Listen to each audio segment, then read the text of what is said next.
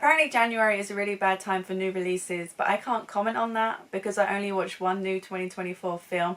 But this is everything that I watched in January. And the first film that I watched was Are You There, God It's Me, Margaret, that was released last year. And this is kind of like what the first few months of the new year is for me, where I just go back and watch all the films that I missed last year. And this one was good. It's a coming-of-age story, and when I finished watching it, I just wanted to read the book that it was based on because I really liked the story. It's funny, it's wholesome, Rachel McAdams is really good in it, as well as the young girl, and it's kind of cringy as well because it is like them growing up, but it's the cringe of growing up, you know? And there's like a couple of things which is just so funny in it because they're young girls and they wanna like start having the signals that they're growing up, that they're going through puberty, and the things that they do and the things that are so desperate to happen is so funny to me because I can't think of one person, one girl that wanted it to happen, which is really funny. And then I watched You Are So Not Invited to My Bar Mitzvah, and it was good as well. It's an Adam Sandler film, but this time it's not him, it's his daughter doing it, and if she wants to follow in the same footsteps as her dad, she's doing a good job at it. It's very Gen Z humour, and sometimes that's really cringy, sometimes it's funny because it's just funny because it's just so stupid or weird. But then like the two, like I couldn't really agree with the main character because she's such a bad friend, but then also her friend is such a bad friend, and they have like a falling out, but it has like a cute little ending, so that kind of brings it up a little bit. And then I rewatched Yesterday, and I think this is a great film. Just the concept of a yes day in general, where you just give one day of the year to your kids or to whoever, where you just say yes to everything. Obviously you have some parameters on that, you know, not too expensive, well you can do whatever you want, not too expensive, not too crazy, not too dangerous. And I just think it's cute. It's the two Jens, Jennifer Gardner and Jenna Ortega. And I can't remember when I first watched this film, but I liked it then, and I like it even more on a second watch because I just think Jennifer Gardner as a mum in a film is her perfect role. So that, The Odd Life of Clifford Green makes me cry every time. Everything else that she's in, The Family Switch, I'm sure there's many more that I can't think of, but that's her role. And then I watched Mean Girls, which, spoiler alert, I did a reaction for, which is coming next month, so look out for that. You can probably guess what day it's dropping on next week. This is the best. I forgot how funny it was. It is so funny, and I think with like comedies and musicals, the more you watch them, the better they get. And Mean Girls is so funny. Every time I watch it, I forget it's Rachel McAdams, and then I see it's Rachel McAdams, and my mind still doesn't believe that it's Rachel McAdams until I believe it's Rachel McAdams. But it's just so funny. It was such a wild thing for its time, but it lived up. It still lives up 20 years later. It's a great film. And then speaking of a great film, The Marvels is a great film. Probably on rewatch it might either go up or down. I also have a reaction on this, the first time watching reaction. And it's such fun entertainment. It's so funny. Kamala Khan is hilarious. She really brings out a fun side to Carol, as well as Monica. The trio, they're really funny together. The story I didn't really care that much for. I can't even tell you what the story was. Same with the villain. Can't tell you their name. Can't tell you the villain, or can't tell you their reasons for being a villain. I can. But I was just entertained, and that's enough for me. And then Sign, which is kind of the complete opposite, where I was not so entertained. I was like still watching the film for one reason and one reason only, and that's because of Wolverine, because of Hugh Jackman as the Wolverine. The film's the Wolverine.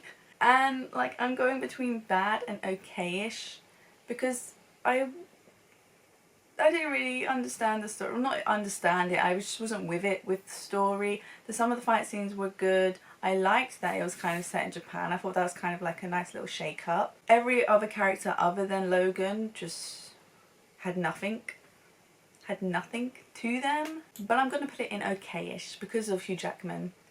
It was okay-ish. But I'm excited to react to the rest of the films because I'm doing a reaction series to X-Men, watching them all for the first time. And the next one's Days of Future Past, so subscribe for that. And the one 2024 film that I did watch was Mean Girls. It's just called Mean Girls, even though it's a musical. It should be called Mean Girls the Musical. And it was good.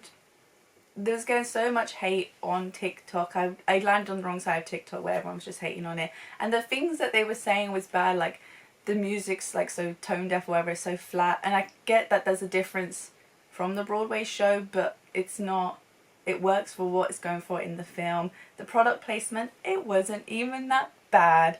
The one scene where it's probably meant to be casual, that was the worst.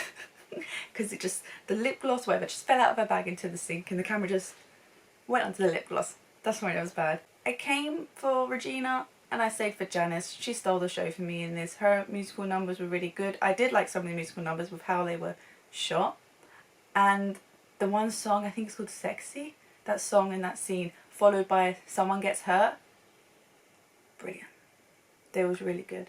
My main reason going was for Renee Rapp, and she didn't disappoint. So I was happy leaving it, and I already know that when I watch it more, I'll like it more because then I'm used to like what I'm seeing. And then the final rewatch was No Hard Feelings, and this is a great comedy. It gets funnier the more you watch. I already said the more you watch comedies, they just get funnier. And I've already said it before, but we need more roles of Jennifer Lawrence just like this, just being herself in a role. I want to see that. And then I actually managed to watch 4 shows this year. 2 were complete seasons. 2 is just the first season of the show, hoping we're getting more, and then another one's the second season. So the first one that I watched was 3 seasons of Trying on Apple TV Plus, and it's just about a couple trying to adopt, and it's so funny and it's so wholesome. It's a British show, so that gets points. That just gets bonus points for me. It's the dad in Get Santa, and I don't know what I recognise the woman from, but I recognise her as well. It's just funny because I like them as a couple. I like them as trying to be parents, and I like everyone around them. It's just like everyone cares about these kids. Everyone cares about this couple getting kids, and they really are trying, and it's just cute and it's just wholesome. So I think it's the best because it was just a really wholesome time and it was really funny as well. And I think there might be coming a season 4. I want there to be one because I just think it's really good. There might even be a season 4 coming this year, I'm not sure. And then also For All Mankind, this was 4 seasons on Apple TV Plus. And honestly, I would have put it in the best because the first 2 seasons were really good, but then they went with some storylines in like the later 2 seasons which I just didn't care about. When we would swap over to follow this character, I didn't really care. It's a space show. It's about like what if the US lost the space race, so I don't know how much.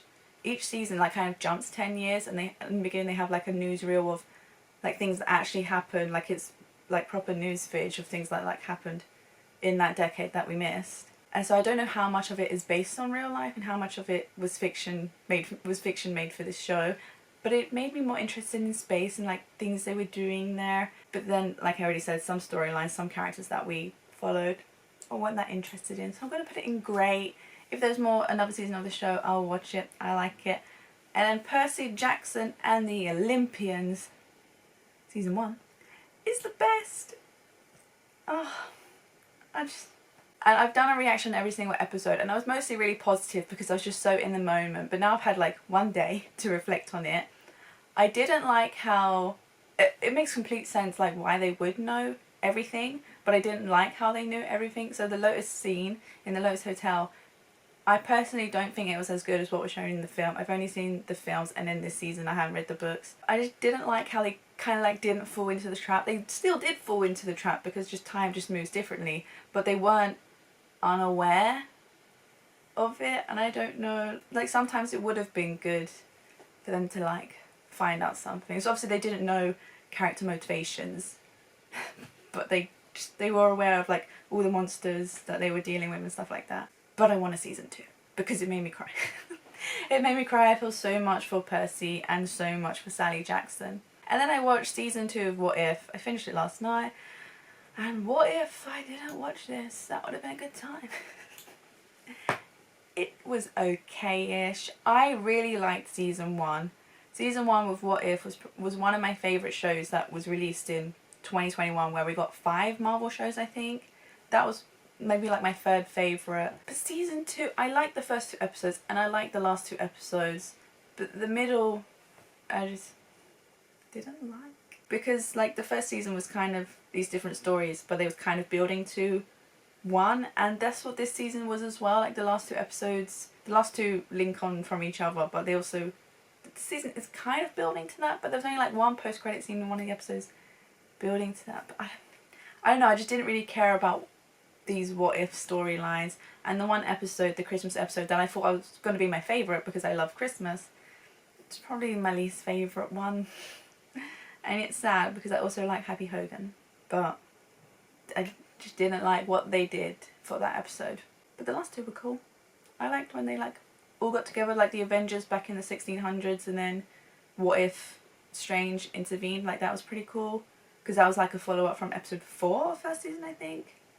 And I do like the animation style, so if they do more seasons of what if, just need to pick some better storylines, some actual what ifs we want to see. And this is everything that I watched in January. I watched some really good shows. I watched a really good rewatch of Mean Girls. Let me know if you want me to do videos like this for every single month, because as you can see, there's a lot of things that I watched that I don't cover on my channel. And I also made a Letterboxd account for this year, so you can follow me there. It's underscore, I think it's underscore JustLucinda. That's what it is on all my socials. Follow me on Instagram and TikTok. I'm more active on those, especially TikTok. But I thought this was a nice way for you to see like what I watch, what you don't see. Also Letterboxd, you can see what reactions are coming quicker than they come to the channel. But let me know if you want to see a video like this again. But if you like this video, please do a like and subscribe for more. Thanks for watching. Bye!